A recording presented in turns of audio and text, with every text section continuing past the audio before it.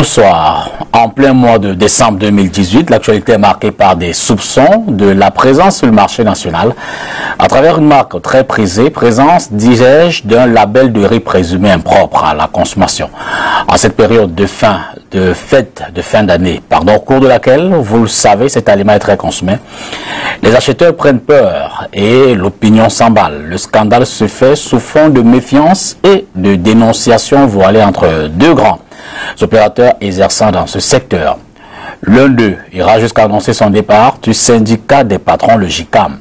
Il va jusqu'au ministre du Commerce pour taper du poing sur la table et siffler la fin de la récréation, mais surtout rassurer le consommateur. Trop tard, le mal est fait. Dès lors, survient une kyrielle de questions qui tournent autour de la qualité, non pas uniquement du riz, mais de façon générale des produits qui sont écoulés sur le marché national. Combien sont-ils ceux des consommateurs qui, après un achat, s'estiment désabusés à cause de la qualité douteuse du produit acheté? Loin de ce qu'on a qualifié de affaire Broly, Entretien s'intéresse ce soir aux différentes normes et certifications que les distributeurs doivent respecter afin de préserver la santé des consommateurs. Tenez, par exemple, quand on sait que ces aliments sont souvent à la base de certaines maladies. Le diabète est la 5e cause de mortalité au Cameroun. Ce chiffre, évidemment, est de l'Organisation mondiale de la santé qui l'affirme dans le rapport mondial sur le diabète publié en avril 2016. L'hypertension gagne du terrain et les maladies qui en partie concernent évidemment le mode alimentaire. Le secrétaire général de l'association des raffineurs des oléagineux du Cameroun est aussi président du Centre technique agroalimentaire du Cameroun, une structure agréée qui accompagne les pouvoirs publics dans le domaine de la normalisation et de la certification. Jacques Kemble, Thiago, bonsoir. Bonsoir Divita. Bienvenue chez nous. Bonne année. Je vous en remercie. Permettez-moi de commencer par cette question, j'ai failli dire subsidiaire. Consommez-vous sans crainte, en toute assurance, les produits qui sont écoulés sur le marché camerounais? Monsieur Dipita, ce que je vais vous dire, contrairement à ce que les gens pensent, nous avons des bonnes denrées alimentaires dans notre pays. Et quand j'ai besoin d'un jus de fruits, je fais acheter de l'ananas, de la papaye, on me le presse. Et aujourd'hui, nous avons des opérateurs qui savent le faire. Et je dis souvent, pourquoi achetons-nous de la poudre? C'est-à-dire consommer de la poudre. Ce qu'on vend dans les supermarchés qui est importé, la plupart du temps, on écrit jus naturel, mais c'est tout sauf cela. Et je dis aujourd'hui, les opérateurs nationaux font un effort qui est louable dans la transformation des fruits, j'aime bien dire ça, et la transformation d'autres denrées alimentaires. Je peux vous dire que je fais faire des achats, et quand je les fais moi-même, je le fais en toute quiétude. Parce que déjà, dans l'esprit de ceux qui produisent, dans l'esprit de ceux qui vendent, ceux qu'ils ont importés, la démarche qualité a commencé à être une préoccupation. Et du coup, on n'a plus peur quand on va dans un supermarché. Vous allez voir les denrées qui viennent de notre terroir, qui sont vendues. Même si le pourcentage est encore résiduel, j'avoue qu'il est déjà assez considérable. N'empêche que sur le plan tout au moins psychologique, le consommateur a toujours comme cette réticence face à un produit importé vis-à-vis du produit camerounais. Vous voyez, la communication que nous faisons aujourd'hui, elle est extrêmement importante. J'aime souvent dire, au Cameroun, la communication politique a gagné du terrain. Alors qu'en réalité, si l'économie ne fonctionne pas, la politique ne fonctionnera pas. Et je loue ce type d'effort que vous faites depuis un certain temps. C'est-à-dire faire savoir aux Camerounais que dans leur pays, il y a des bonnes denrées et qu'on ne devrait importer que pour relever l'offre ou alors pour remédier au déficit. Et je pense que ça commence à rentrer dans l'esprit des gens. J'aime souvent prendre un exemple, celui des huiles végétales. Voyez-vous, au Cameroun, aujourd'hui, on consomme 95% des huiles végétales produites au Cameroun. Pourquoi c'est le cas? Parce que ce sont des huiles de qualité. C'est un secteur qui s'est démarqué. Aujourd'hui, on voit les pâtes. Ce secteur commence à se démarquer. Et parce que les opérateurs de ce secteur commencent à faire de la qualité une de leurs préoccupations essentielles. Et c'est en communiquant comme nous le faisons aujourd'hui que les Camerounais, les consommateurs que vous et moi sommes, allons comprendre que dans notre pays, on trouve des denrées alimentaires de qualité. Et il faut se dire que dans les deux secteurs que vous venez de citer, la production suit, ce qui n'est pas toujours le cas ailleurs. Vous savez, si nous avons un problème dans ce pays, sur la transformation. D'accord. Et c'est pour cela que nous insistons toujours sur ce volet-là. On dit, produisons ce que nous consommons, consommons ce que nous produisons, transformons les produits d'origine locale. Et si vous qui êtes sur le terrain, vous avez le sentiment que ce slogan est bien implémenté? Mais il porte. Je vais vous surprendre. Aujourd'hui, quand vous avez besoin de ce qu'on appelle les coquilles, c'est plus des coquilles importées. Ces coquilles sont faits avec de la farine de plantain, avec de la farine de manioc, avec de la farine de maïs. Si on ne vous le dit pas, vous ne le saurez pas. Mais il est question aujourd'hui de densifier la consommation de ces produits-là. Et vous savez que pour pouvoir transformer, il faut bien qu'en amont, on ait la matière première. Donc aujourd'hui, dans notre pays, il y a ce souci du relèvement de l'offre de la matière première. Parce que voyez-vous, le pain qu'on appelait le kumbabret à l'époque, c'était pas fait avec du blé, c'était de la farine de patate. Aujourd'hui, la patate, on ne la voit même plus. Le manioc est insuffisant. Alors que nous savons très bien qu'avec ces matières premières-là, nous pouvons avoir un substitut du blé. Absolument. Donc, il faut densifier la production en amont pour qu'en aval, les unités qui se mettent en place aient de la matière première. Si je reviens dans le cas que vous avez tout à l'heure, par exemple, les huiles. Les huiles. Les voilà. huiles. Okay. Quand vous prenez l'huile de palme brute, M. Dipita, est-ce que vous savez que la capacité de transformation est de 1 083 000 tonnes, pendant que l'offre de la matière première est à peine de 360 000 tonnes? C'est quand même un donné à penser. Ça signifie qu'il y a un travail à faire en amont. Absolument. Celui du relèvement de l'offre. Et la conséquence, c'est quoi? C'est qu'on se retrouve à un moment donné de l'année en train d'être importé, d'être en train d'importer la matière brute. Mais qu'est-ce qui nous empêche de la produire localement? Et je vous pose la question. Mais les terres ne sont pas disponibles. La semence de qualité n'est pas disponible. Qui doit mettre à disponibilité les terres? C'est l'État, c'est pas quelqu'un d'autre. Absolument. Comment pouvez-vous imaginer que les gens aient titré des forêts dans ce pays sans une mise en valeur, quand nous savons que le déterminant pour l'obtention de ces traits de propriété, c'est la mise en valeur? Donc il y a quelque chose à faire à ce niveau. Et quand cette réforme foncière tant attendue sera faite, il faudra que la semence se suive. Donc tout ça c'est lié. C'est lié, c'est un tout. Il faudra qu'on ouvre des pistes pour avoir accès au bassin de production et aller chercher cette petite production qui existe là-bas. Donc c'est de ça qu'il s'agit aujourd'hui. Les Camerounais sont en capacité de transformer. Mais je vous dis, il n'y a pas la matière première. Quand vous prenez le cas du maïs, les brasseries les utilisent, c'est-à-dire les industries brassicoles. Les provenderies utilisent le maïs. Ce même maïs est destiné à nourrir tous les réfugiés que vous imaginez. Donc on ne le voit même pas. Et quand on le voit, il est cher. Mais qu'est-ce qui empêche qu'on densifie la production de ce maïs qui permet de faire de la bière qui est tant prisée, qu'on consomme en termes de millions d'hectolitres dans notre pays? Ce sont des sources de revenus. Alors, si on se trouve en train d'importer du maïs, est-ce que c'est bien? Donc, il y a un effort à faire au niveau de la production agricole. Et quand elle sera faite, on n'aura pas de souci. Quand on parlait du riz, mais l'offre en riz est très insuffisante. Si vous prenez la société que nous connaissons, qui est étatique, elle produit combien par mois pour le besoin que nous connaissons, qui est assez élevé? Les gens sont obligés d'importer. Donc, il faut donc que les zones où on peut produire du riz, encore qu'on a plusieurs types de riz aujourd'hui, on n'a plus forcément besoin du riz fluvial. Donc, aujourd'hui, on peut produire plusieurs types de riz. Il faut que l'accent soit mis dessus. Que ceux qui vont vers la production soient encouragés. J'aime souvent dire, M. Dipita, que la loi de 2013 relative aux incitations, aux investissements. Dans cette loi, il y a des choses qui nous dérangent. C'est-à-dire que vous êtes installé, monsieur Dipita, vous faites déjà du riz, vous faites déjà du palme. Mais on donne des avantages exorbitants aux gens qui viennent davantage transformer, alors qu'on devait donner des avantages à ceux qui sont en amont. C'est-à-dire pour pousser les gens à la production intensive, si on peut le dire ainsi. Et à ce moment donné, on est sûr que l'offre en matière première sera disponible et que la transformation va suivre.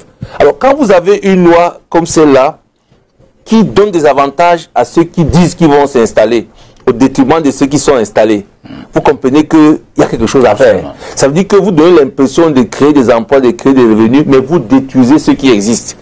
Alors qu'en fait, il faut préserver ce qui existe avant de développer de nouveaux emplois. Donc, c'est un tout. Il faut qu'il y ait une réflexion, il faut qu'on avance. Parce que nous, au niveau de la transformation, on a un souci. C'est cette matière qui n'existe pas. Alors, produire, c'est bien. Consommer, c'est certainement mieux. Entre les deux, il y a des normes à respecter. Il y a une qualité à proposer. Il y a que le consommateur, dans ce cadre-là, doit être protégé. Comment se présente l'environnement camerounais dans ce domaine de la certification, de la norme, de la qualité du produit? Vous savez, depuis 90, dans notre pays, les choses ont commencé à bouger. Et avec l'entrée de l'Agence des normes et de la qualité, la norme, nous avons compris que le Cameroun était définitivement dans la voie de la qualité. Et c'est pour cela que l'infrastructure nationale qualité est devenue une préoccupation. Parce que voyez-vous, le tout n'est pas de dire qu'on met à disposition du consommateur des denrées en quantité, mais il faut que ce soit des denrées de qualité. Absolument. Et quand on parle de la qualité, on voit la norme, c'est-à-dire on voit les standards, on voit les règlements techniques. Ça veut dire qu'aujourd'hui, si on a la prétention de conquérir les parts de marché, parce que c'est de ça qu'il s'agit. Quand on dit aujourd'hui qu'il faut consommer camerounais, ça veut dire qu'il faut conquérir ces parts de marché. Absolument. Vous ne pouvez le faire que si vous offrez des produits de qualité. Et c'est pour cela que j'aime dire que avant de prétendre s'exporter, il faut déjà satisfaire le marché national. Sinon, quand vous serez en train d'exporter, on va importer dans votre pays. Absolument. Comment pouvez-vous imaginer que les Camerounais aient le courage de manger des gâteaux madeleine importés qui ont fait 1 mois, 2 mois, 3 mois, alors que localement c'est produit? C'est quand même un problème.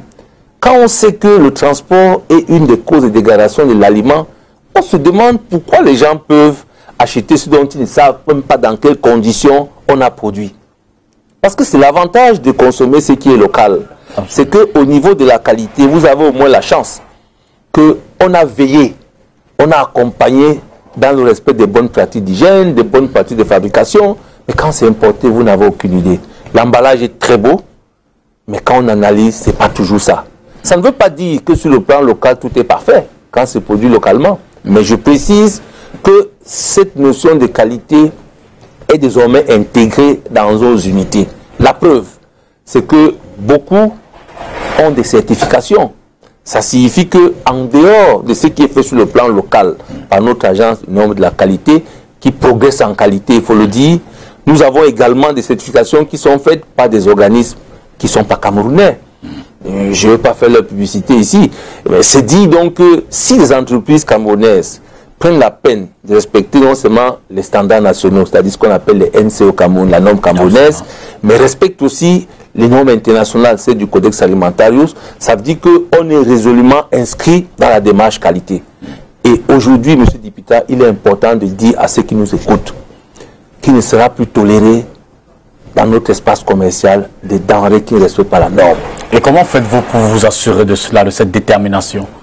Mais vous savez, si c'est un produit qui est importé, je ne vais pas vous dérouler tout ce que vous connaissez, c'est-à-dire que le PKI, qui est le programme d'évaluation avant embarquement des produits en direction du Cameroun, ça veut dire qu'il y a un petit travail qui est déjà fait en amont, et une fois que c'est au Cameroun, il y a un deuxième travail qui est fait, et il y a même un troisième filtre maintenant, c'est le centre technique.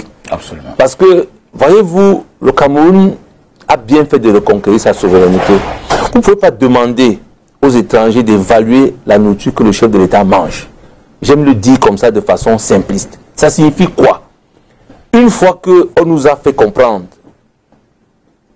au niveau des ports d'embarquement, que le produit est certifié, tout ici, il n'y avait pas une contre-expertise, si on peut dire ça comme ça. C'est un problème, M. Dipita, parce que nous avons vu des produits arriver ici qui étaient contraires aux normes en la matière. Ça signifie qu'il fallait bien que le Cameroun mette le dernier filtre. Ça dit qu'on a fait une évaluation au niveau du port d'embarquement, c'est arrivé, on a donné cette carte de conformité, après l'attestation de conformité, mais le centre technique est là maintenant. Ça veut dire que si vous, consommateurs, vous avez le moins de doute sur la qualité du produit que vous êtes offert, vous avez la latitude de saisir le centre à l'effet d'évaluer techniquement le produit qui, dans votre esprit, crée un doute. Et c'est pareil pour l'administration en charge du commerce, qui a une brigade en son sein. Vous savez quelles sont les zones de la brigade. C'est non seulement pour le commerce illicite, mais c'est également pour la protection du consommateur. Et si le ministre du Commerce, à un moment donné, a des doutes sur la qualité d'un produit qui est vendu dans l'espace commercial, c'est ce qu'il a à faire. C'est simplement de saisir le centre à l'effet de le rassurer sur le fait que le produit doit circuler librement dans notre espace. Et si ce n'est pas le cas, les mesures sont prises. Elles sont prises. C'est non seulement la sortie du produit, mais toutes les autres qui peuvent s'en suivre. Et vous savez, ce qui est intéressant dans notre pays, c'est que, bien qu'on ait donné ce pouvoir, le pouvoir de gendarme du marché au ministre du Commerce, à travers sa brigade nationale contre la répression des fraudes, on a donné une possibilité aux consommateurs à travers la loi cadre sur la protection du consommateur de 81. C'est la possibilité de saisir directement les juridictions à travers des associations de consommateurs ou alors simplement des consommateurs qui se sont associés. Vous voyez la nuance.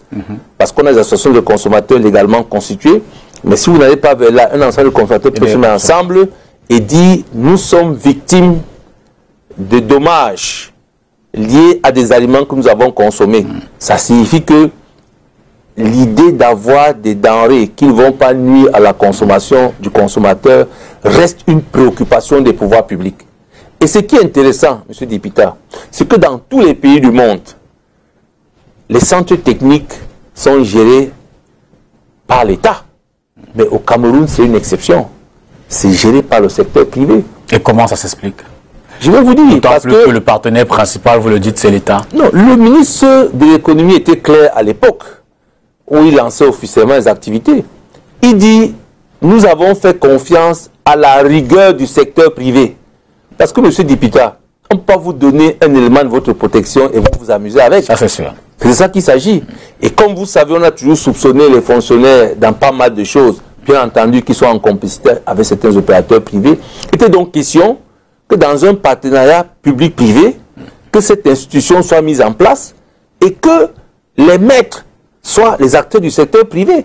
Ça veut dire que eux, ils ont la charge de s'assurer que ce qui circule, ce qu'eux-mêmes produisent, ce qu'ils importent, respectent les standards. Donc, pour faire simple, je veux dire, dans la structuration, il y a en amont la mort qui fixe tout ce qui est norme, et vous venez un peu en aval, pour, notamment dans le secteur agroalimentaire, pour l'expertise, et surtout, peut-être assurer aussi le consommateur. Oui, parce que une des missions principales du centre, c'est l'accompagnement des entreprises du secteur de l'agroalimentaire vers la qualité.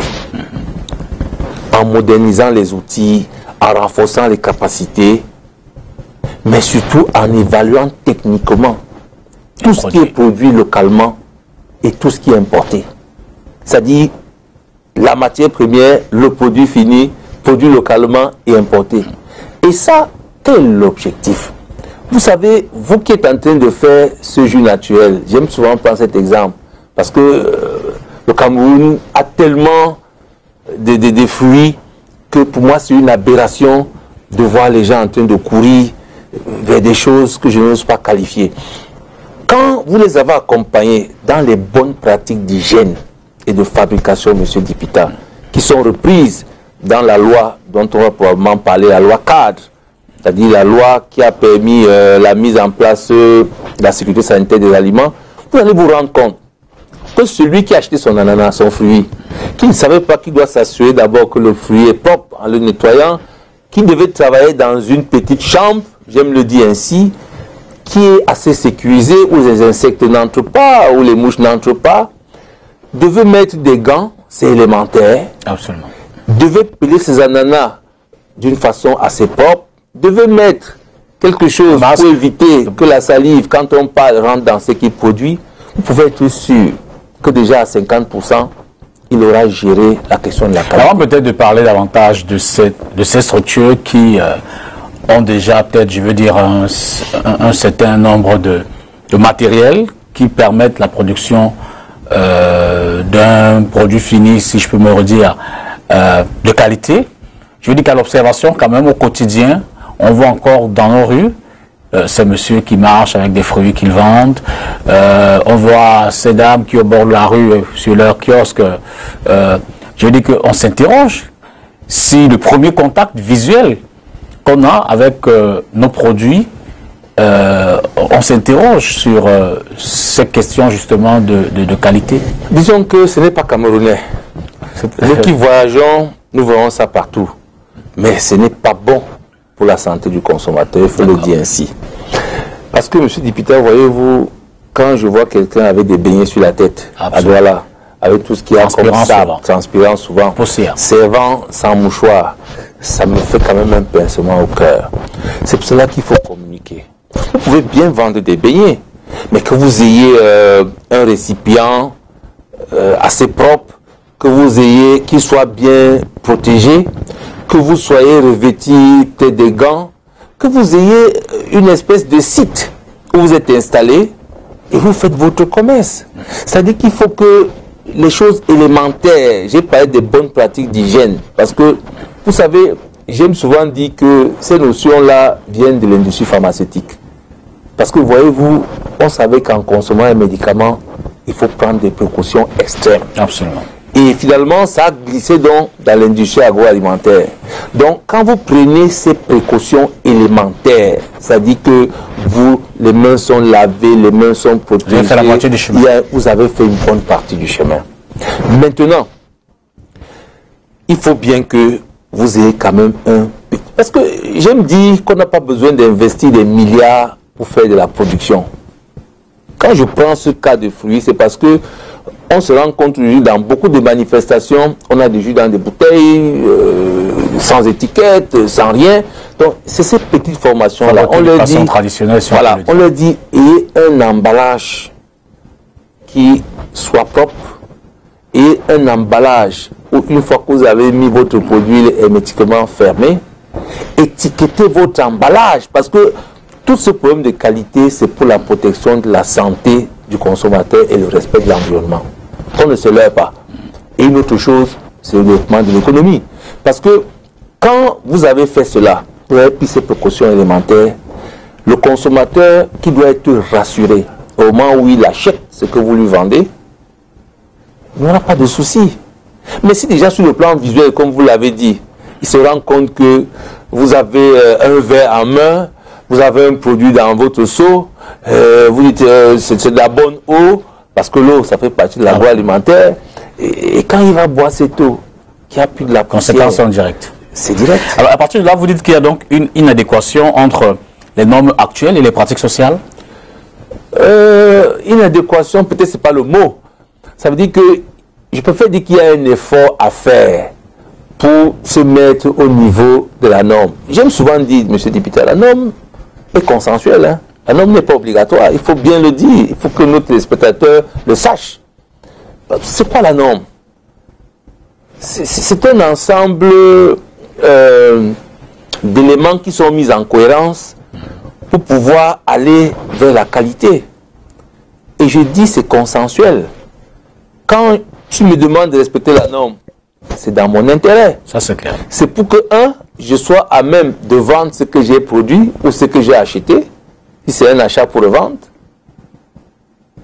ou alors que je sois capable de m'exporter. Parce que vous ne pouvez pas dire que vous allez exporter une denrée qui ne respecte aucune norme. Parce qu'aujourd'hui, les clients sont devenus exigeants. Vous lui apportez un produit, il ne sait pas ce que vous lui vendez. C'est dans un récipient, il n'y a aucune indication. La composition, c'est quoi? On a fabriqué quand? Ça se périme quand? Vous n'allez pas acheter ça parce que vous êtes éduqué. Ça, c'est clair. Mais maintenant, lorsque on estime que cette norme qu'on a mise en place doit protéger la santé du consommateur, doit protéger l'économie nationale, doit préserver l'environnement, on peut en faire un règlement technique. Et à ce moment, ça rentre dans l'arsenal juridique et réglementaire. Et si ce n'est pas exhaustif, combien y aurait-il de normes, peut-être dans le secteur agroalimentaire? Je veux dire que, évidemment, c'est pour divers produits, vous l'avez dit. Oui, il y a une pléthore de normes. J'imagine bien. Vous avez, sur le plan national, on en a. Sur le plan international, on en a. Et je dis, si vous êtes un producteur dont votre part de marché est locale, vous allez vous contenter peut-être des normes nationales. Mais quand vous avez la prétention de vous exporter, vous devez vous arrimer aux référentiels internationaux. C'est de cela qu'il s'agit. Donc vous comprenez que la norme, c'est un accompagnement de l'opérateur. Quand il la respecte, il peut être sûr que, il ne risque pas d'être poursuivi. Parce qu'on perd souvent de vue que lorsque on administre, on vend une denrée qui est frélatée, une denrée qui est impropre à la consommation, on peut être poursuivi et condamné. La loi sur la sécurité sanitaire des aliments est claire, avec des emprisonnements qui vont de 3 mois à 3 ans, des amendes qui vont de 100 000 à 2 millions. Vous comprenez que maintenant, la fermeté est là.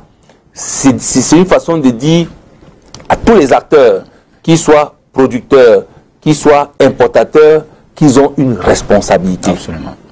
Et même les acteurs qui sont des agents qui ont prêté serment, ils ont une responsabilité. Parce qu'on ne peut pas vous dire, monsieur Dibita, oui, on vous a accordé un agrément pour votre...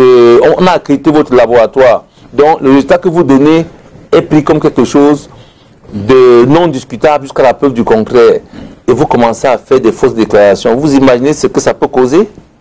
Donc, il y a ce travail-là, il y a ces informations-là qu'on doit pouvoir communiquer. Quel est le cahier de charge précis que le gouvernement donc attribue au Centre technique agroalimentaire? Vous savez très bien qu'on ne peut pas vous faire une dévolution des services publics et sans un minimum. Absolument. C'est de ça qu'il s'agit. Je vais déjà vous dire que le 3 août 2018, il y a eu la première session d'évaluation du cahier de charge du centre technique. Et je vais vous dire quelle était la satisfaction du gouvernement, parce que bien qu'à cette époque-là, le laboratoire n'était pas encore mis en route, on a formé 100 auditeurs. Quand il dit 100 auditeurs, ce sont des responsables venant des structures dans l'industrie brassicole, dans la filière des oléagineux, dans la production des pâtes, dans la production des tomates. Qu'on peut considérer comme des experts en qualité. Exactement. C'est-à-dire que c'était les responsables des services de production et services de qualité. Pourquoi ils viennent? Parce qu'ils se rendent compte qu'on est en train de relever le niveau de qualité en ce qui concerne leur production. Quand vous accompagnez les gens dans les BPF ou les BPH, comme je disais tout à l'heure, vous accompagnez dans la norme ISO 22000, qui vraiment est là pour la sécurité sanitaire des aliments, vous comprenez que c'est un plus que votre entreprise a. Ça signifie que quand l'État vous dit « je vous confie une de mes missions », il doit s'assurer que vous l'exécutez. Et ça, le centre le fait. En témoigne le relèvement que nous commençons à noter sur le plan de la production, sur le plan de la qualité de ce qui est fait dans déjà pratiquement 5 branches d'activité du secteur de l'agroalimentaire, parce que j'aime bien rappeler que l'Institut national de la statistique a fait ressortir 8 branches au niveau du secteur agroalimentaire au Cameroun. Et je peux vous dire que ce soit le café, que ce soit le cacao, que ce soit les huiles végétales, que ce soit les tourteaux, que ce soit les pâtes, que ce soit la tomate, que ce soit les brasseries, nous avons accompagné déjà les plus gros. Je n'ai pas envie de faire de la publicité. On ne va pas la faire. On ne va pas la faire. C'est vous dire que si les gens viennent naturellement, c'est parce qu'ils voient l'apport que le centre est en train de faire. Et ça continue. Vous savez, il n'y a pas longtemps, vous avez évoqué une question en début d'émission, vous avez parlé du riz.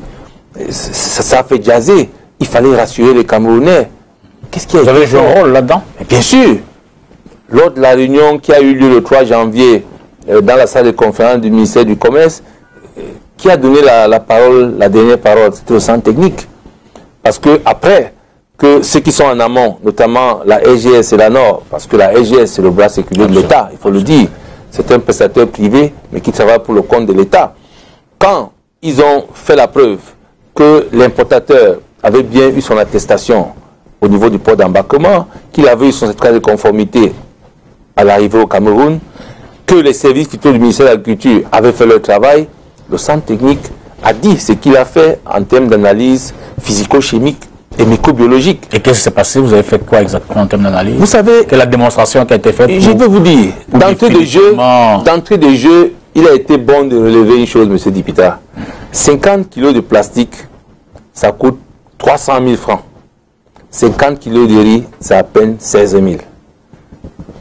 Qu'est-ce que ça vous inspire? Ça pose quand même un problème. Absolument. Alors, ça veut dire que... Mais là, je suis un peu impressionné parce que je veux dire que donc l'expertise n'est pas que sur le produit. J'ai failli dire qu'il y a une analyse logique là. Vous sortez même de... On part de là. Ouais. On part de là, M. Dipita.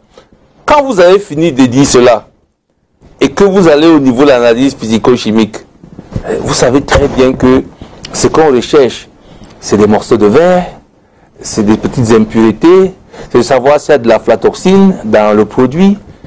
Et je suis étonné, M. Dipita, quand personne n'a cherché à savoir quel était même le marquage qu'il y avait sur le riz, avant que je ne revienne sur les analyses. Vous savez que la denrée alimentaire doit être étiquetée. Absolument. Parce qu'on doit savoir, il y a plusieurs types de riz.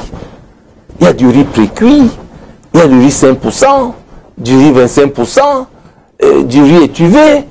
Il y a des types et des types de riz. Je n'ai entendu aucun moment ce qui parlait dire qu'on avait affaire à tel type de riz. Ça m'a d'abord fait rigoler aussi.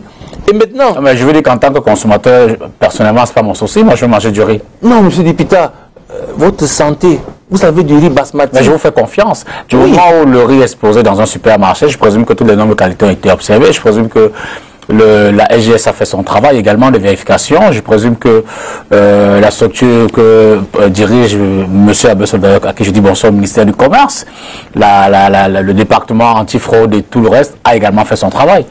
Donc je ne viens pas regarder, je viens consommer. Monsieur Dipita, le consommateur, il faut que les téléspectateurs le sachent, c'est le premier gendarme. Vous savez pourquoi? Non du tout. C'est vous qui connaissez votre état de santé. Si vous êtes diabétique, vous pensez que vous devez consommer tout type de riz? Le riz non décortiqué est bon pour vous. Donc, vous devez donc lire. Parce que quand vous lisez l'étiquette d'une denrée alimentaire préemballée, elle vous renseigne sur plusieurs choses. Sur la date de fabrication, la date de péremption. Vous pouvez avoir fait à un riz qui est périmé. L'étiquette vous renseigne sur les ingrédients, sur la nature du produit, qui va donc déteindre sur votre santé éventuellement.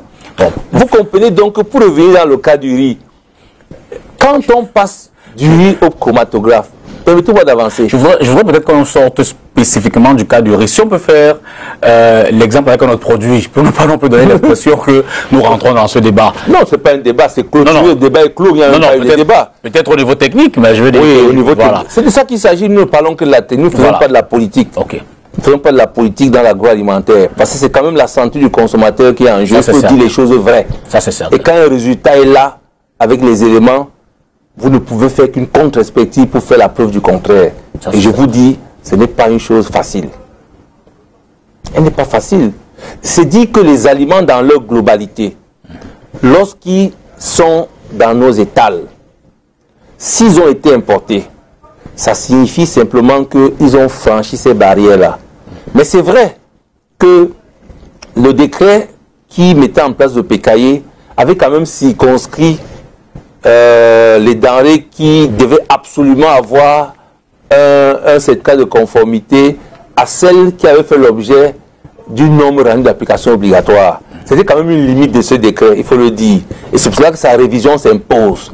Parce qu'il est question d'élargir le spectre, le champ d'action de cette loi, pour que tout ce qui entre et qui est alimentaire soit évalué. C'est important. Je veux bien partager votre angélisme, mais il n'en demeure pas moins que sur le marché, sur les étals, on continue quand même de trouver des produits qui ne respectent toujours pas les normes de qualité. Mais où est l'angélisme là-dedans? Monsieur le député, je vous ai dit, on ne fait pas de la politique au centre technique.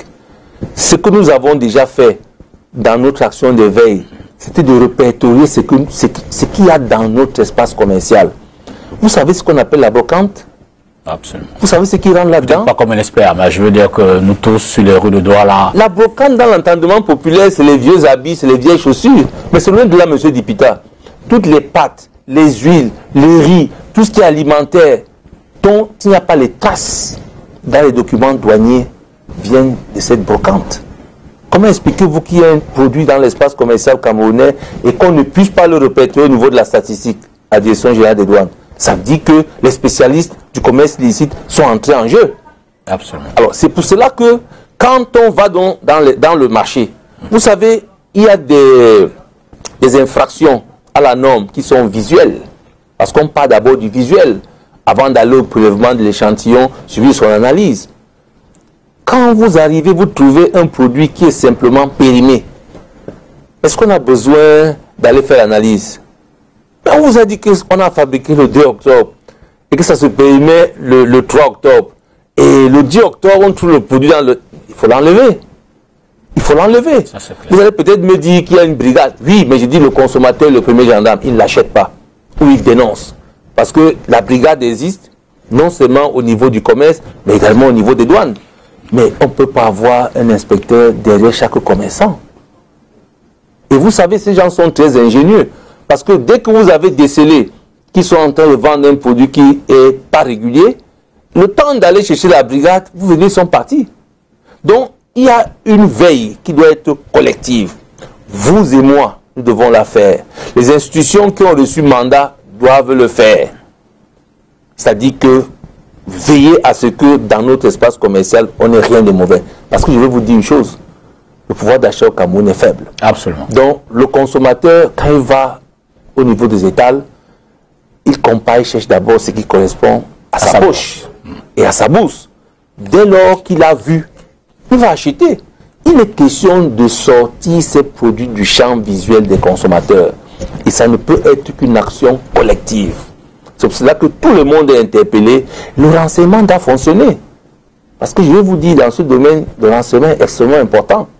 Si on est au courant qu'un monsieur détient un stock de denrées alimentaires frélaté dans un magasin situé, je ne sais pas, en Bopi ou à Lopom, je sais où, il est question de dénoncer pour que les autorités qui ont mandat pour le faire viennent saisir.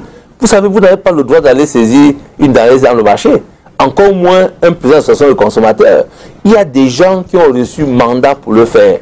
Il est donc question d'informer ces personnes pour qu'elles agissent. Et c'est pour cela que ensemble on sera fort. Si vous êtes au courant de ça, vous ne dites rien. Si c'est votre voisin qui le vend, vous applaudissez parce que de temps en temps, il vous glisse quelques petits billets de banque.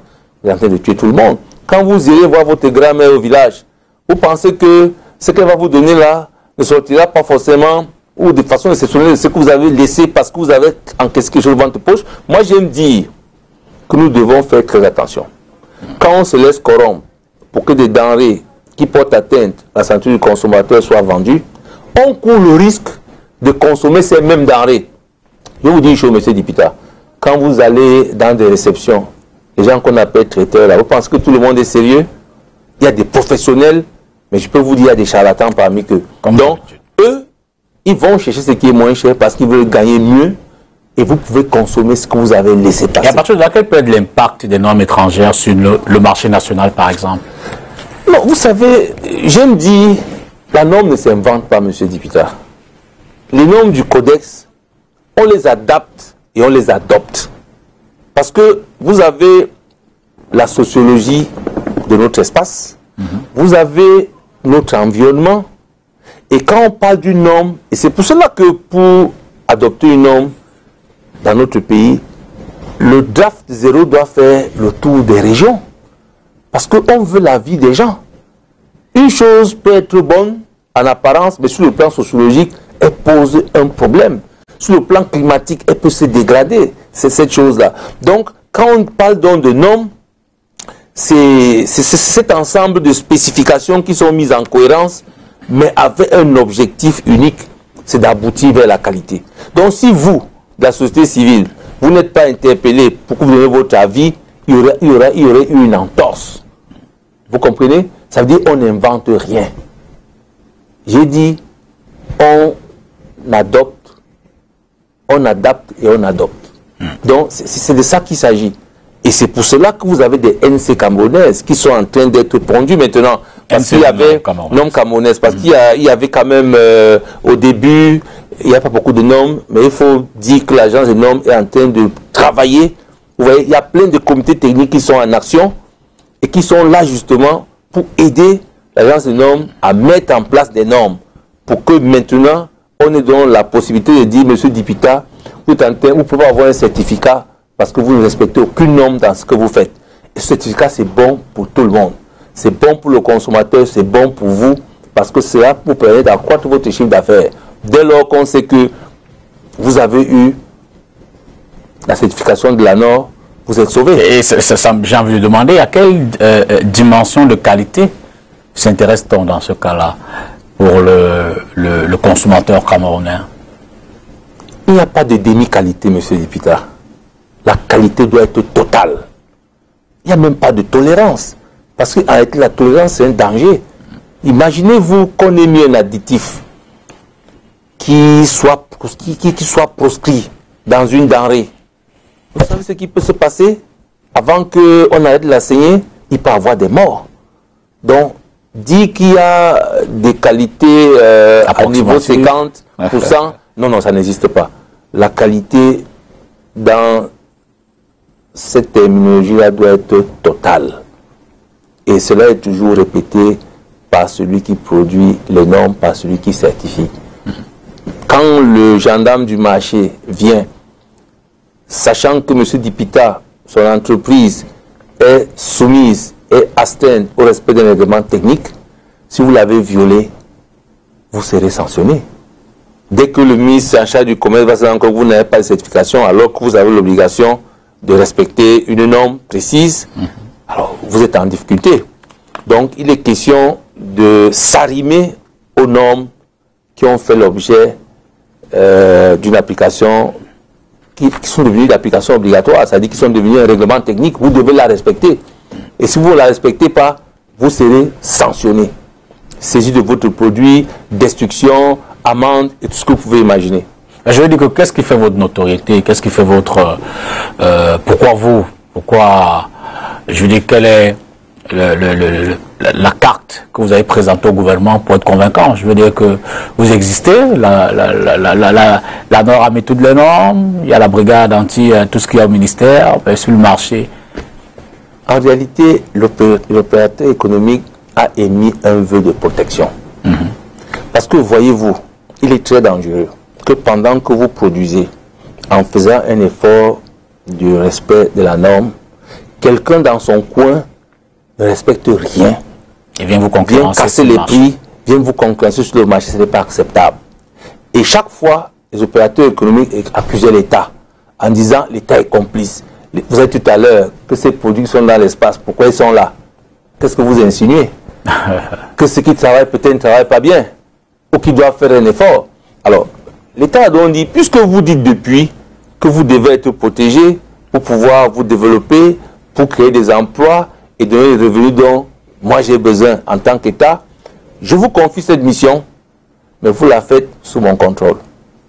Et quand il dit sous mon contrôle, c'est toutes les administrations qui interviennent de près ou de loin dans le secteur qui sont donc dans le comité de suivi. C'était aussi simple que ça. Et ce qui est intéressant, M. Dipita, c'est que dans le comité d'orientation de ce centre, vous avez non seulement les opérateurs économiques, mais vous avez les groupements patronaux, vous avez les chambres consulaires. Ça veut dire que la crème de l'économie nationale est représentée. Et la particularité de ce comité d'orientation, c'est quoi? C'est que vous avez en son sein les représentants de toutes les branches d'activité. Ça signifie quoi? Dès lors qu'une mesure a été arrêtée et doit être implémentée, non seulement la direction sera chargée de la répandre, mais chaque membre du secteur va aller la répandre dans son secteur, dans sa branche. Et à ce niveau, l'information va très vite. Et nous sommes actuellement dans le monde de la vitesse, vous le savez. Et une chose que vous devez savoir aujourd'hui, si demain que vous êtes au courant, vous pouvez tomber. Ça veut dire que vous avez lancé une production à grande échelle en vous servant d'un ustensile, d'un outil qui a été réputé dangereux. Qu'est-ce que vous faites de la production? Alors que si vous aviez été informé à temps, vous ne l'aurez pas fait. Et c'est à ce niveau que la pertinence de l'organisation de ces structures et de ces missions se fait sentir. C'est à ce niveau. Imaginez-vous qu'à un moment donné, l'État n'ait pas eu des moyens pour pouvoir se raviser au regard des contestations qui ont été faites relativement à un produit. Qu'est-ce qui allait se passer s'il n'y avait pas le dernier filtre? C'est un dernier filtre qui est capital pour dire non, ce n'est pas acceptable. Qu'est-ce qu'on ferait? Mais ce qui est encore plus important, M. le député, tout à l'heure, on parlait des produits d'origine locale, etc. Mais ce centre a la particularité de donner l'information sur les niches de croissance.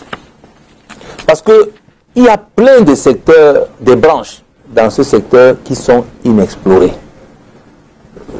Moi, j'aime souvent prendre l'exemple des stations-service qui poussent comme des quincailleries. Absolument. Les gens ne sont pas inspirés. Alors qu'il y a plein de choses qui peuvent être faites. Aujourd'hui, je sais que forcément, vos enfants aiment bien manger les frites de pommes. Ça, c'est sûr. Quel est l'opérateur qui fait ça au Cameroun? Est-ce que c'est acceptable qu'aujourd'hui, on soit en train de manger du salé, alors que nous, Camerounais, Africains, le salé, ce n'est pas notre affaire. Nous mangeons du piment. Le sel, c'est le piment des Occidentaux. Alors, tout ce que vous prenez comme pour les apéros, c'est plein de sel. Alors, nos chips que nous faisons avec du plantain, qui demandent simplement d'avoir un emballage adéquat, de prêter attention au moment de la production, ça arrêterait cette entrée massive de tout cela qui ne correspond pas à notre culture. Et c'est ça, à ce niveau-là, quand quelqu'un vient et a une préoccupation d'aller s'installer dans un secteur saturé, on lui fait des propositions dans des branches où il n'y a pratiquement personne. Mais nos enfants sont à court de tout ça, M. Dipita. Et dans ce cas, quel est le processus de vérification? Comment s'opèrent les contrôles? Vous savez, il y a des inspections et il y a des contrôles. Okay. Il y a des organismes qui sont agréés, il y a des organismes qui sont accrédités pour faire des contrôles. Donc, vous devez obtenir le document qui vous autorise à pouvoir procéder à des contrôles. Si on prend le cas des laboratoires, normalement, vous devez être accrédité ou agréé par l'autorité compétente pour exercer votre métier, celui de l'évaluation. Parce que l'autorité qui est chargée d'aller sortir du marché, elle a besoin, pour que son contrôle soit efficace, des résultats d'analyse, des évaluations qui sont fiables. Et une fois qu'elle les détient, elle se sent à l'aise. Quand on parle d'inspection, vous avez par exemple les brigades phytosanitaires qui inspectent ces produits qui entrent pour s'assurer que, relativement à cet aspect, tout est bien fait. Vous comprenez encore que c'est des agents assermentés par l'autorité compétente. Donc, il y a un dispositif qui est mis en place pour que le contrôle soit efficace. On a d'abord un contrôle qui est visuel, parce que tout part du visuel, par ceux qui sont habilités à contrôler.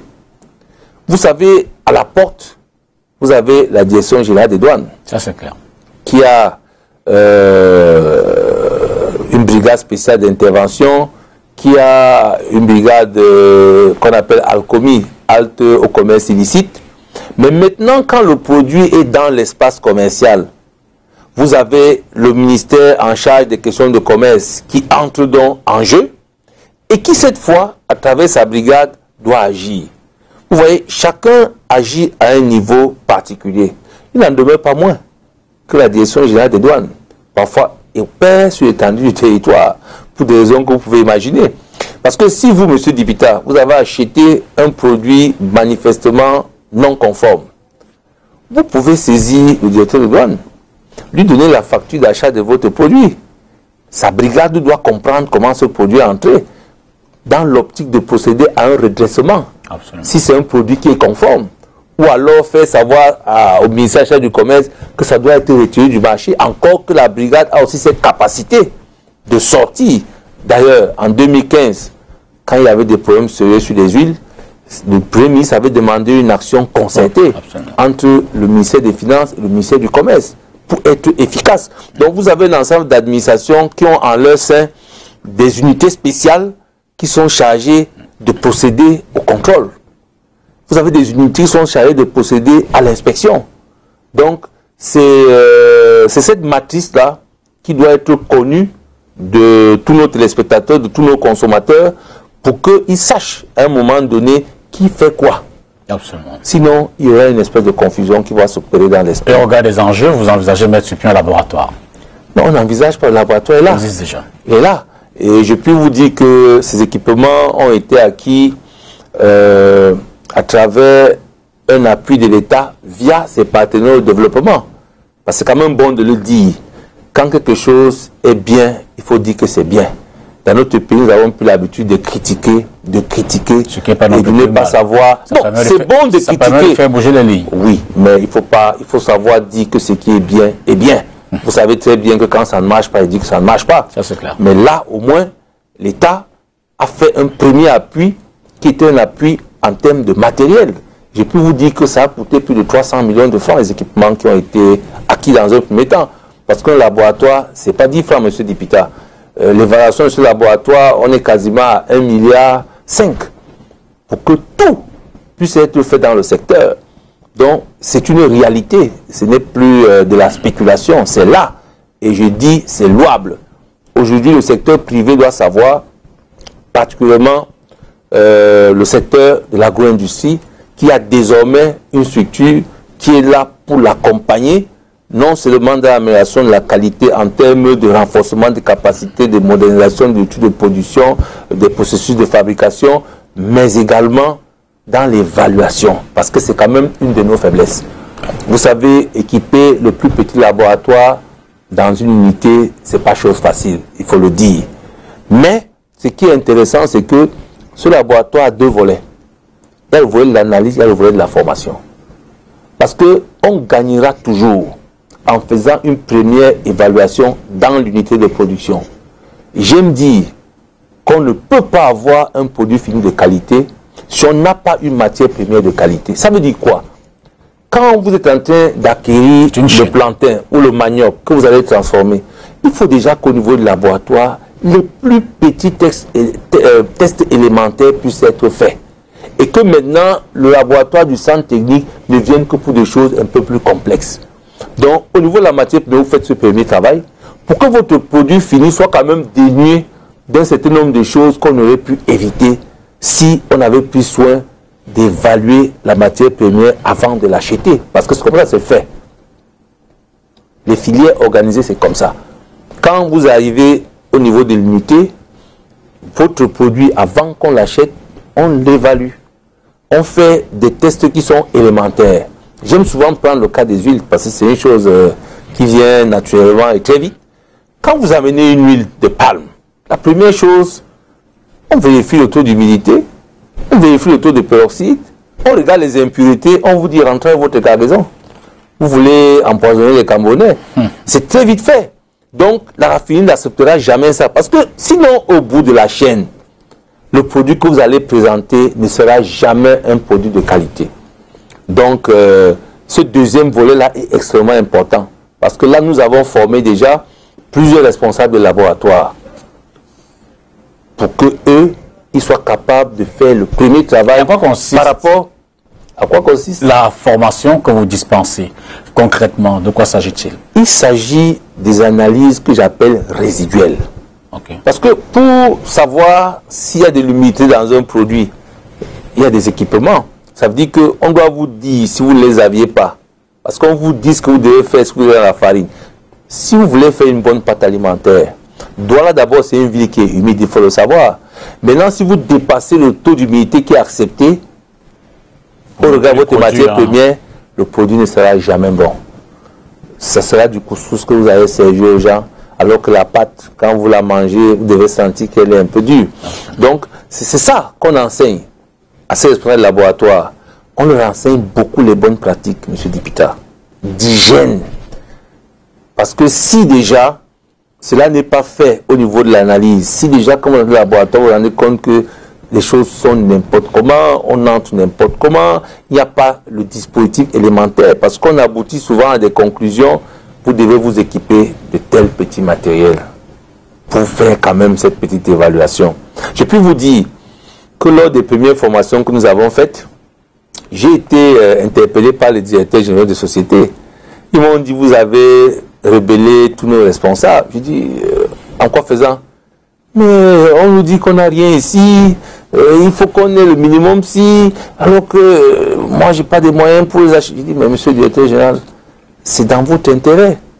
Si vous ne pouvez pas repousser dès l'entrée de votre unité la matière première qui pose problème, vous n'aurez jamais un produit de qualité, quel que soit le type d'équipement que vous allez acquérir.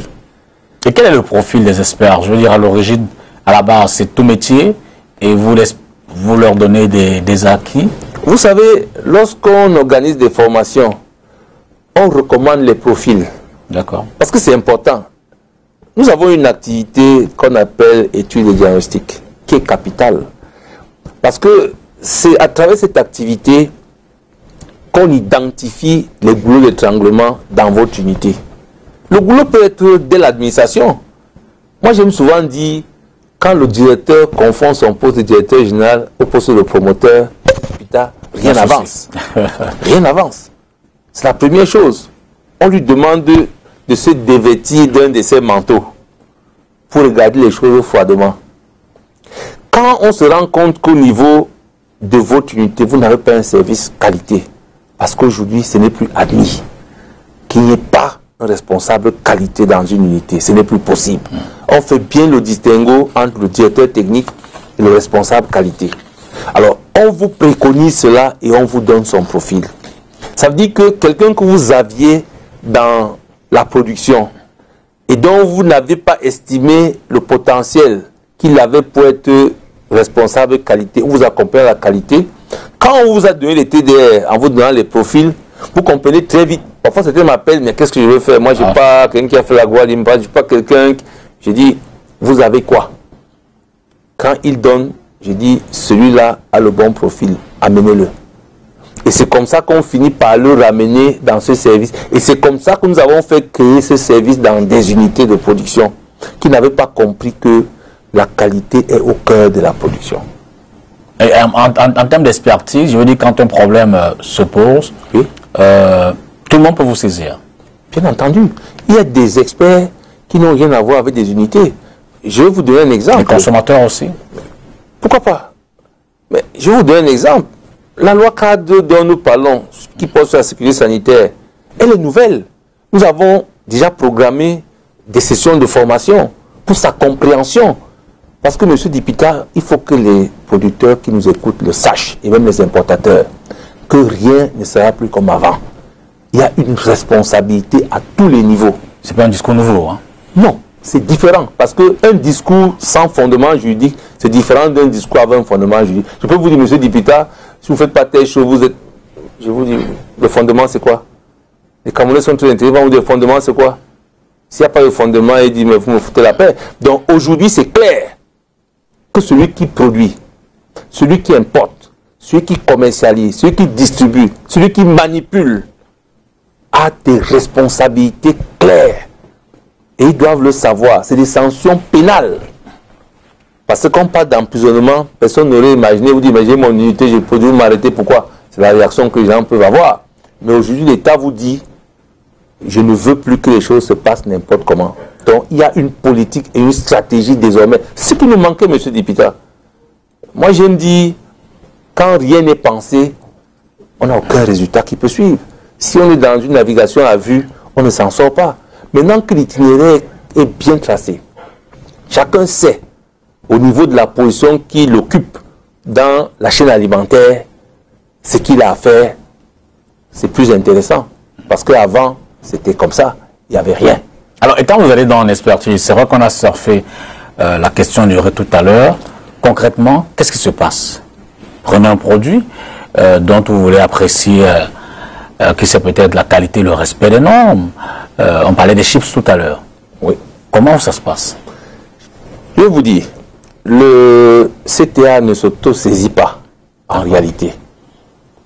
Il y a un problème qui se pose, il y a un consommateur qui se plaint, une association de consommateurs qui trouve que ses membres sont désabusés, il y a le ministre en charge du commerce qui se rend compte qu'il y a une denrée qui fait problème, le centre est saisi, il travaille en toute confidentialité, mais également en toute transparence. Vous prêtez serment, non?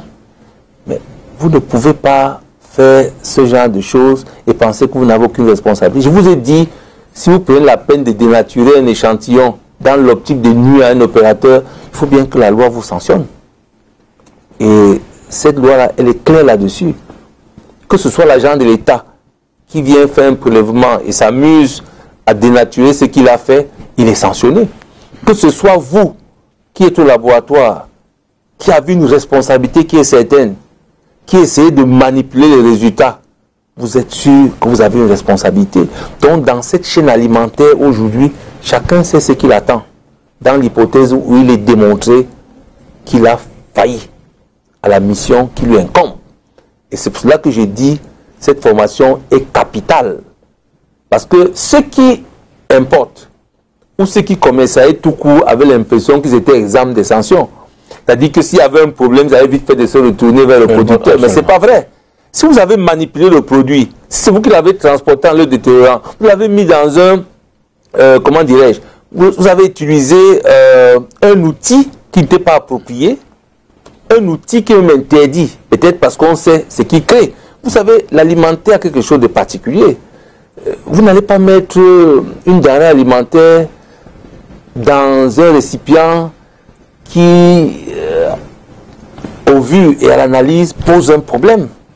Si vous êtes en train de vouloir garder un produit dans un récipient qui est oxydable, mais vous créez un problème. Si c'est vous qui avez pu mettre là-dedans avant de commercer, c'est vous le responsable. Ce n'est pas celui qui vous a vendu la denrée dans un emballage qui était régulier. Vous êtes allé transvaser pour peut-être reconditionner. Vous avez créé un problème. C'est à vous la responsabilité. Vous est-il déjà arrivé, par exemple, qu'une partie demande une contre-expertise d'un travail que vous avez déjà réalisé? Pour le moment, non. Ah. Non. Vous savez, la preuve du concret relativement à une action menée par quelqu'un qui a assermenté, c'est une procédure que nous appelons périleuse. Elle est périlleuse. Donc, il faut être certain de ce que vous faites. Vous savez, il y a ce qu'on appelle des concurrences qui se passent dans des laboratoires. Nous avons déjà eu à faire une autre expertise par un laboratoire extérieur pour nous raviser que ce qu'on avait fait était correct. Ça se fait. C'est autorisé.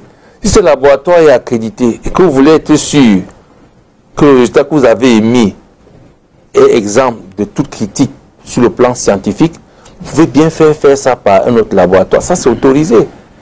C'est autorisé. Et d'ailleurs, nous avons un ensemble de conventions que nous sommes en train de passer avec des structures qui font, peut-être pas avec la même autorité ce que nous faisons, pas avec le même pouvoir. Parce que moi, je précise toujours que nous avons une mission de service public. Ça veut dire qu'une fois que vous avez dit ce que vous avez dit, si l'État n'est pas convaincu via un de ses démembrements de ce que vous avez dit, il va nous interpeller. L'agroalimentaire, c'est vrai, c'est un secteur assez vaste. Ne vous arrive-t-il pas d'être débordé? Avez-vous la structure assez présente sur l'ensemble du territoire national, les ressources suffisantes pour répondre à toutes les sollicitations qui pourraient s'imposer? Vous savez, la particularité du centre technique, c'est qu'il n'est pas bondé d'experts. Il a des experts externes. Ah, d'accord. Et pour l'essentiel, les experts internes sont là pour contrôler le travail d'experts externes. Nous avons eu la chance de mettre sur pied ces structures en observant les modèles dans des pays. Et on avait compris que lorsque les centres techniques étaient bondés d'ingénieurs, à un moment donné, ça devenait du fonctionnariat. Et c'est pour cela que nous avons des responsables des départements. Études de diagnostic, formation, information, normes et qualité, système d'information, l'aspect laboratoire. Maintenant, quand on a des formations spécifiques, on cherche des experts qui sont nationaux et qui sont étrangers. Ils font leur travail sous le contrôle des experts du département. Vous savez, il est dangereux d'être juge et parti. Et c'est à ce niveau-là que nous avons fait la différence. Non seulement ça évite un engorgement de la structure, avec des gens que vous payez peut-être inutilement, mais également ça permet à ce que quelqu'un fasse un travail et que vous vous assurez qu'il a bien fait, pour que demain, il puisse à nouveau être appelé. C'est pour ça que le profil est fondamental. Chaque fois qu'on fait une formation, le profil du formateur est annoncé à l'opérateur, à l'industriel qui est en train d'envoyer ses cadres à la formation pour qu'ils comprennent pourquoi celui-là a été choisi et l'apport qui peut être fait. Je peux déjà vous annoncer que celui qui va faire la première formation sur la sécurité sanitaire des aliments, c'est un des acteurs majeurs ayant travaillé dans cette loi. Parce que vous savez, il est souvent difficile de venir parler des choses qu'on n'a pas éprouvées. Non seulement il l'a fait, mais c'est quelqu'un qui a été à la cellule des normes au ministère du développement industriel et commercial. Quand je le dis, ceux qui n'ont pas la mémoire très faible, vous se dites, mais est-ce qu'il y a un ministère? Effectivement, c'est en 2004 que ça a glissé et que ça a été scindé en deux. Donc cet expert était déjà dans cette cellule. Donc il a travaillé dans d'autres structures du codex alimentaire ou sur le plan national, il a fait le secrétariat technique. Donc quand vous avez un profil comme ça, vous comprenez qu'il vient vous parler de ce qu'il sait faire le mieux. Et c'est ce que nous faisons au centre. L'expertise est le leitmotiv, l'expertise est la chose qui la suit. D'ailleurs, ceux qui ont fait la formation ont dit, nous n'avons rien à vous reprocher. Et c'est pour cela que quand on organise, c'est nous qui limitons. Ça, il ne faut pas qu'il y ait trop de douceur, sinon à un moment donné, les échanges ne sont pas francs. Et nous avons expérimenté quelque chose sans technique, de très particulier. C'est que non seulement on pouvait demander des formations à la carte, mais au terme des formations théoriques, on choisit une unité qui excelle dans la branche qui est concernée, où les gens vont constater effectivement comment ce qu'on leur a dit se fait. Encore un cas pratique. Et c'est pour ça que je vous ai dit que les directeurs généraux ont dit que j'ai créé des rebelles dans leurs unités. Je leur ai dit non. Et c'est ça leur rôle. Ce n'est pas d'applaudir tout ce que vous faites, qui n'est pas forcément bien, mais c'est de relever les insuffisances qu'il y a dans leur unité au regard des formations qu'ils ont eu à acquérir pour que vous puissiez monter d'un cran. Mais je vous dis qu'aujourd'hui, ils sont satisfaits. Et le plan de formation 2018 est presque saturé, c'est-à-dire qu'en termes de personnes qui vont assister aux différentes sessions. Donc, l'approche méthodologique est quelque chose de fondamental dans ce que nous faisons. Et c'est avec ça que nous voulons faire la différence. Et comme je le dis, dans bon nombre de produits agroalimentaires. Bien entendu. Vous savez, le Cameroun a la particularité d'avoir des produits où les regards sont le plus focalisés. Ce n'est peut-être pas votre domaine, mais je veux dire que c'est le même dispositif pour d'autres produits non agroalimentaires, textiles. Non, vous savez que le centre technique, le CTA, comme on le dit, Centre technique agroalimentaire du Cameroun, est la première expérience dans ce domaine. Parce que maintenant que l'État a vu que ça fonctionne bien, l'idée est maintenant de mettre en place d'autres centres techniques dont nous avons été un peu le précurseur. Parce qu'il y a des secteurs comme ceux du génie civil, ceux de la mécanique, ceux de la pharmacie, où on trouve n'importe quoi. Aujourd'hui au Cameroun, on commercialise encore des prises qui n'ont pas de terre. Ce n'est pas acceptable. Donc le centre technique est là pour filtrer maintenant ce qui entre en termes de qualité. Donc c'est lui, une fois qu'il a validé ces centres techniques de la mécanique, de l'électricité, tout ce que vous voulez, une fois qu'un produit a même du textile, vous savez le problème que nous avons avec une concurrence déloyale qui est faite à notre unité nationale il faut le dire, à notre principale unité qui produit le textile. Et il est de bon ton que le Cameroun protège ses champions. Parce que c'est une chose que nous disions, nous avons vu que le ministère de l'économie est en train d'intérioriser cela, la notion de protection et de création des champions.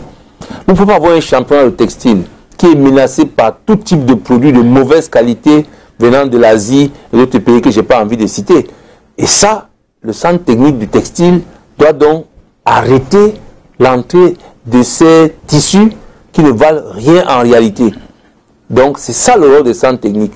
Et je sais d'ailleurs que le bureau de mise à niveau qui a travaillé dans la mise en place du centre technique agroalimentaire est en train de réfléchir, parce que son rôle c'est ça aussi, sur la mise en place d'autres centres, pour que nous ayons quand même la capacité de rendre notre espace commercial sain.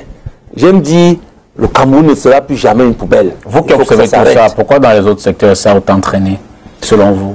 Bon, vous savez, une chose est de dire que quelque chose ne marche pas, une chose est de le faire savoir. J'aime dire aux gens, quand on dit l'État camerounais n'écoute rien parfois dans le domaine de l'économie, je dis non. Parce que nous, chaque fois qu'un problème s'est posé, nous l'avons reposé. Aujourd'hui, il y a un problème, par exemple, qui se pose, je vais profiter pour le dire. Alors, quand vous produisez localement une denrée, vous voulez l'exporter, on vous met une taxe à l'exportation. Est-ce que c'est logique? Ce n'est pas logique. On ne peut pas vous demander de payer une taxe sur un produit qui est localement ouvré quand vous voulez l'exporter.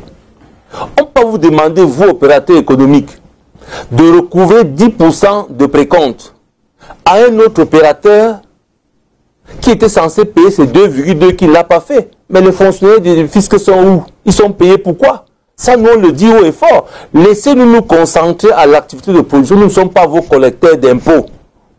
Parce que si quelqu'un ne paye pas son précompte de 2,2, mais que le fisc a fait son travail, on ne peut pas demander à un opérateur économique d'aller recouvrer 10%. Mais vous savez quelle est la conséquence? Non, du tout. C'est que tous vos petits fournisseurs vous fuient. Ils vous fuient. Ils vous disent, vous devenez le bourreau. C'est ça. Et quand ils vous fuient, la conséquence, c'est quoi?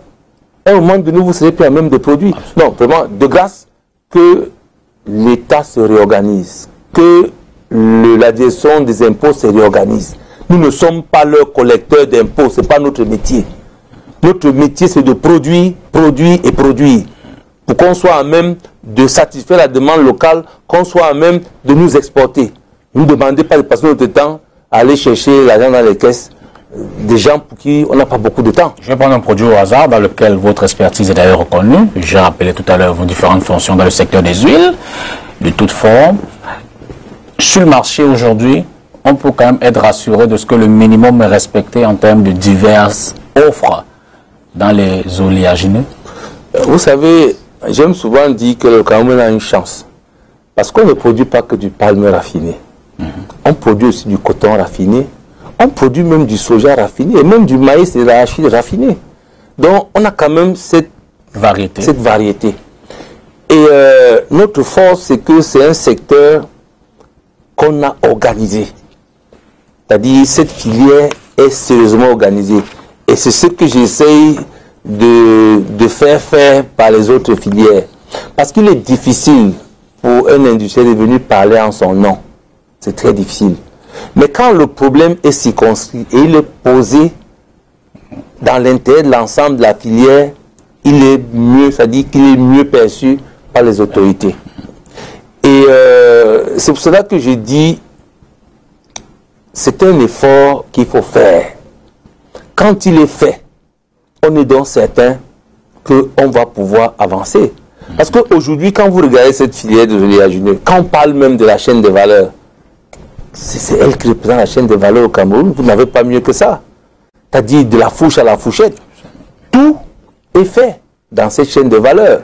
Et l'avantage donc, c'est que il est difficile qu'une production sorte d'une unité et ne respecte pas la qualité.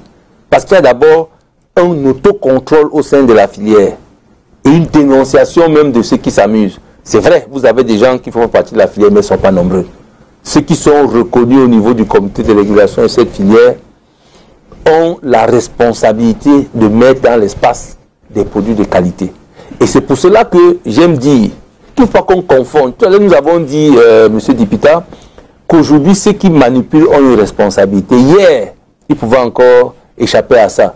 Si moi, je vous ai sorti d'une raffinerie un bidon de 20 litres traçable, c'est-à-dire bien hermétiquement fermé, bien étiqueté, avec la nature de l'huile, avec sa date de fabrication, de péremption, avec la mention et son enrichissement, et que vous prenez le risque d'aller ouvrir ce bouchon-là et commencer à détailler dans des bouteilles non conformes, l'outil que vous avez utilisé pour le faire, ou alors l'emballage que vous avez utilisé, s'il pose problème, c'est vous qu'on va arrêter.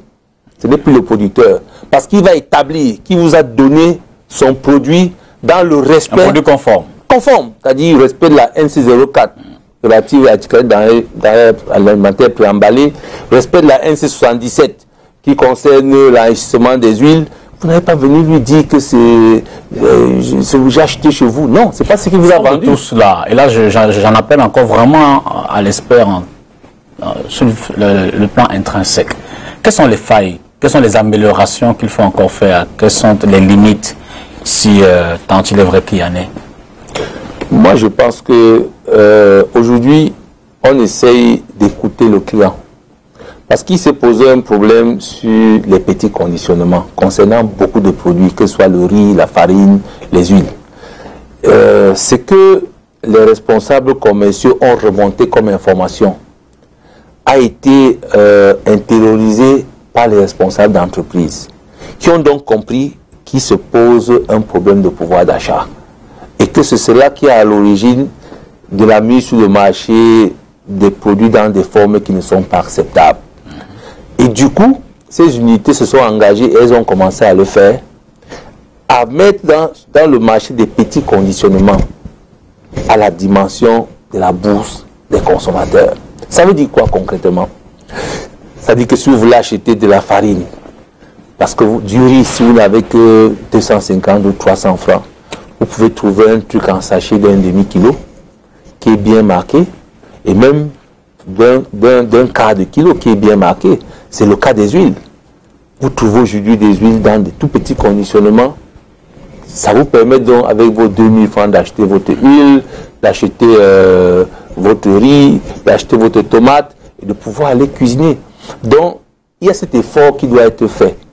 Et nous sommes très sensibles à ça. Quand je prends le cas du miel, le miel aujourd'hui est beaucoup vendu dans des conditionnements plastiques. Ça, c'est le non-respect de la norme. Vous voyez? Ça pose un problème. Nous essayons d'expliquer à ces producteurs qu'il faut qu'ils passent à la bouteille et aux petits conditions. Ils nous disent le verre, ça coûte cher. On leur dit non, vous n'avez pas de choix parce que le moment venu, quand il faudra sévir, c'est quand même mauvais. Ça pose un problème de santé aussi. C'est ça, on leur dit, c'est la santé du consommateur qui aujourd'hui est mise en exergue. Et si vous voulez continuer à être en capacité de vente, il faut que vous puissiez vous arrimer. Ce sont des choses qu'on est en train de leur dire progressivement. Et je peux vous dire qu'ils comprennent, nous les fabricants de piments. Aujourd'hui, le piment, monsieur Dipita, ne se vend plus comme vous voyez à l'époque. Il y a des bons petits conditions d'emballage qui sont faits en des matières qui respectent justement la norme. Et vous trouvez votre piment aujourd'hui dans le supermarché. Alors pour finir, vous êtes-vous déjà retrouvé de façon concrète face à un cas qui pose un problème, un lien direct de santé publique? Vous faites une expertise ou alors une association, une structure est venue se plaindre et vous parvenez à démontrer que s'il y a telle population ou tel individu qui a été atteint sur le plan sanitaire, c'est en lien direct avec un produit qui est récriminé? Non, on n'a pas encore eu ces cas. Vous savez, on est quand même assez jeune, on n'a pas encore eu des cas de produits qui ont créé une intoxication alimentaire. C'est ce que vous voulez dire. Non, on n'a pas encore eu ça. C'est pour cela que nous disons que nous sommes en train de travailler dans le cadre de la prévention déjà. Parce que les explications que nous donnons permettent de prévenir un certain nombre de choses. Je vais vous donner un exemple par rapport à cette prévention que nous faisons. Vous avez certainement entendu parler des engrais biologiques. Oui. Aujourd'hui, ce que certaines communes font, comme la commune de Tchang, qui a une agence municipale de gestion des déchets, c'est que les déchets sont collectés, sont amenés dans une décharge, sont triés. tout ce qui est biodégradable est mis d'un côté, tout ce qui est non biodégradable est mis de l'autre côté. Et tout ce qui est biodégradable permet de faire du compost, qui va donc servir comme engrais, mais biologique, à la culture des denrées. Ça règle un problème, M. Dipita, parce qu'aujourd'hui, on a ce qu'on appelle les résidus de pesticides qu'on trouve dans beaucoup de produits, comme la tomate et bien d'autres. C'est simplement lié au fait que ce qui est utilisé pose un problème. Et lorsque ce compost est fait, vous comprenez qu'il y a de fortes chances que votre matière première soit de qualité. Donc il y a maintenant un travail en amont qu'on est en train de faire, en intégrant au niveau du centre ceux qui travaillent pour faire élever la plante, c'est-à-dire ceux qui vendent les engrais. Et je peux vous dire qu'un des grands vendeurs de la place est en train de muter, parce qu'il est aujourd'hui en train de passer des engrais chimiques aux engrais biologiques.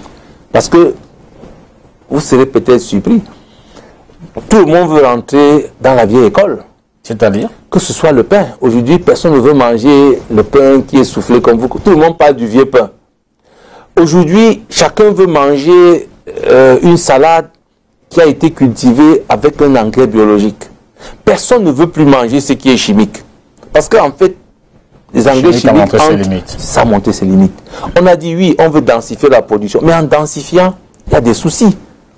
Nous travaillons par exemple actuellement sur un problème qu'il y a sur le poulet. Vous savez, le poulet est élevé à partir de la Provence. Et dans la Provence, il y a les antibiotiques qui sont en train de créer des résistances chez les enfants qui mangent le poulet. Ça veut dire qu'il faut trouver un autre élément pour combattre toutes ces maladies que les poules ont. Et ça, le centre est dans un partenariat avec des Italiens pour pousser cela vraiment au bout et pouvoir encadrer les gens de cette filière qui font partie de l'agroalimentaire. Ça, ce sont des choses très concrètes que nous faisons. Et c'est un travail qui est en amont.